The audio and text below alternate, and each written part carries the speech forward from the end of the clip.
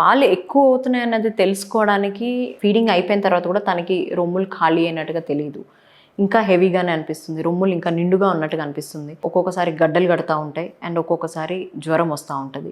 బిడ్డ ఎదుగుదలలో బాగుంది అన్న తర్వాత కూడా తనకి ఇట్లాంటి ప్రాబ్లమ్స్ ఉన్నాయంటే మాత్రం she's producing excess milk produce చేసే మదర్స్ నేను చూసినందుకు తక్కువ మందే ఉంటారండి, బట్ కొంతమంది ఉన్నారు. సో అట్లా ఎక్సెస్ మిల్క్ వస్తున్న వాళ్ళు మాత్రం నేను సజెస్ట్ చేసేది మిల్క్ తీస్తూ ఉండండి. మీకు జ్వరము మీకు గడ్డలు కట్టకూడదు, ఎందుకంటే ఒకసారి గడ్డలు కడితే మన బాడీ తల్లి బాడీ న్యాచురల్గా బాడీ ఎలా ఫీల్ అవుతుందంటే ఓకే బాగా మిల్క్ ప్రొడ్యూస్ అవుతుంది, దాని వల్ల నాకు గడ్డలు కడుతున్నాయి, సో నేను మిల్క్ ప్రొడక్షన్ తగ్గించాలి. This is again nature telling the body to tell you what to do. So అక్కడి నుంచి మళ్ళీ పాలు తగ్గిపోవడం మొదలెడతాయి.